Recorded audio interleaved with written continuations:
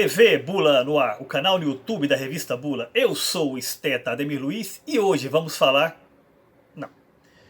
não, vamos admirar, vamos contemplar 10 dos mais belos títulos literários de todos os tempos.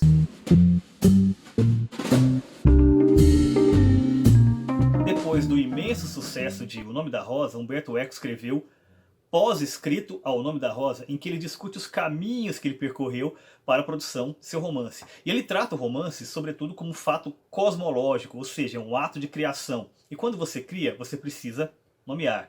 Ele diz que, infelizmente, um título é sempre uma chave interpretativa. É impossível fugir de sugestões dadas, por exemplo, por O Vermelho e o Negro ou Guerra e Paz. E que muitas vezes o título mais honesto é aquele que simplesmente dá o nome do protagonista, como por exemplo Barry Lyndon, Mr. Dalloway ou Baldolino, do próprio Umberto Eco.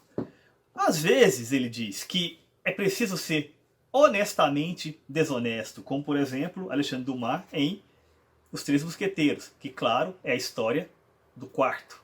Mas o que nos interessa hoje é menos essas questões conceituais e mais a beleza bruta, a beleza que impacta e também, por que não, a beleza pela beleza, que sim, pode ser uma chave interpretativa. Mas que bela chave. Por isso estabelecemos algumas regras. Para ser considerado belo, o título não pode ser simplesmente lírico, forte ou marcante, como é o caso, por exemplo, de Desonra, O Ventre, A Marca Humana e mesmo A Montanha Mágica. O título precisa trazer em si uma narrativa, ele precisa trazer em si entrelinhas que podem até servir como chaves interpretativas para a narrativa. Porém, não podem ser piadinhas, como é o caso, por exemplo, de A Morte e a Morte de Quincas Berro d'Água ou O Cara Mais Esperto do Facebook. Tampouco não pode se perder completamente na tradução, que é o caso de Outsiders, Vida Sem Rumo, ou Blade Runner, Caçador de Androides, que é aquele negócio lá das ovelhas elétricas. Dito isso, com vocês, 10 dos mais belos títulos literários de todos os tempos. Começamos com 100 Anos de Solidão, a obra-prima de Gabriel Garcia Marques, que é um dos livros mais amados de todos os tempos e também uma espécie de símbolo literário da América Latina, da solidão da América Latina. O seu título evoca um tempo longo, um tempo elástico, um pouco ali na tradição do Mil e Uma Noites. E mais do que isso, um tempo tão longo, tão esmagador que evoca uma maldição familiar, que começou antes da narrativa principal e que se resolve como uma solução de uma profecia exatamente na última cena. Solidão é um dos problemas do protagonista de O Apanhador no Campo de Centeio, de Salinger. Um livro que marcou uma geração e que continua sendo uma leitura fundamental. Uma espécie de denúncia com relação à hipocrisia humana. Aquela coisa de você falar uma coisa e agir de outra forma. O seu título evoca uma das mais belas cenas da história da literatura. E uma coisa eu garanto. Se esse livro inspirou muitos psicopatas por aí, a culpa não é do livro. Cresçam. Crescer é justamente o problema de Zezé, o protagonista de O Meu Pé, de Laranja Lima, de José Mauro de Vasconcelos, que, ao contrário do que muita gente pensa, não é um livrinho comum, um livrinho infanto-juvenil comum, simples, simplista, não.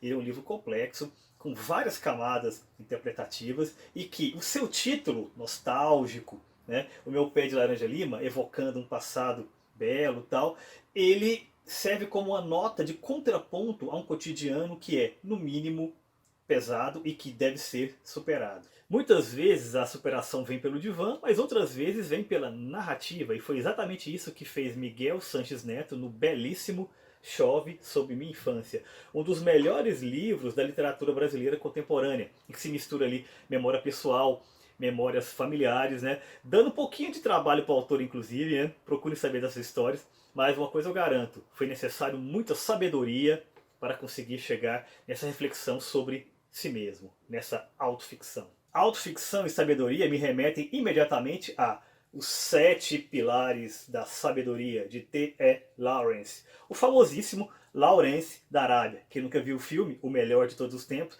Mas esse livro, ele conta as suas aventuras, né, como militar durante a Primeira Guerra Mundial, exatamente na Arábia Saudita, lutando contra os turcos. E pode ser lido ao mesmo tempo como livro de antropologia, com relação aos povos árabes, um livro de filosofia, pensando sobre a sabedoria oriental, um livro de guerra e também como um livro de viagens. Guerra e viagens, isso me lembra imediatamente Viagem ao Fim da Noite.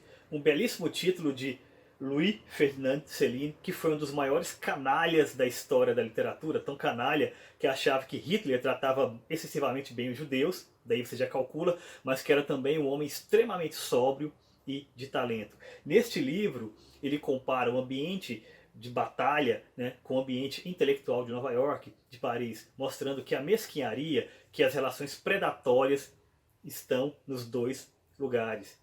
E o que resta para um coração duro? Enfrentar esses mundos, cinicamente. Um coração duro é sempre um coração solitário. E para minimizar isso, nada melhor do que ler O Coração é um Caçador Solitário, de Carson McCullers. Os personagens de McCullers são sempre figuras que estão à margem da sociedade. Imaginar as pessoas que vivem um cotidiano de violência e que se violentam ao mesmo tempo. E não por acaso, o seu título, assim como a sua narrativa, quase resvela ali para o melodrama. É um equilíbrio muito difícil que ela mantém do lado de cá, né, do lado positivo da literatura, mas um equilíbrio quase que insustentável. Essa difícil sustentabilidade entre o elemento humano e o elemento narrativo é exatamente o tema do belíssimo romance A Insustentável Leveza do Ser, de Milan Kundera. Um livro que tem como tema exatamente essa dicotomia entre a leveza e o peso na existência humana. E o autor mistura aqui política, filosofia e muito da história do século XX. Então, para você entender, sobretudo, a história do autoritarismo europeu, vítima do comunismo, tem que ler este livro. Né? E o autoritarismo é exatamente o grande elemento combatido por Kundera em sua literatura. O autoritarismo pode ser político ideológico, mas também pode ser pessoal. Pode ser movido por uma personalidade obsessiva que, por sua vez, é movido pelo sentimento de vingança. E é exatamente esse o tema de O Morro dos Ventos Uivantes, de Émile Brontë. O romance gótico, por definição. Todos os elementos do gênero estão aqui condensados em sua melhor forma. E, estranhamente, é também uma história de amor trágica, que nos mostra que nós precisamos sempre estar correndo contra o tempo, porque o tempo está sempre correndo contra nós. O tempo e a memória é exatamente o grande tema do ciclo romanesco Em Busca do Tempo Perdido, de Marcel Proust. E agora você deve estar pensando, peraí, você me atrapassa? Não são 7 livros? Sim, são 7 livros compostos em uma única narrativa, né, que se chama Em Busca do Tempo Perdido, que é o que se chama de livro catedral. Uma catedral é formada por diversas partes. E neste livro catedral em particular, o que nos interessa é a sua composição completa. Uma composição que nos leva à seguinte reflexão. Tudo se perde, porém a arte sempre permanece. Então, concorda? Discorda? Qual título faltou? Qual outro título, qual outro belo título compõe a sua biblioteca particular? Deixa anotado aqui e não se esqueça, se inscreva no canal.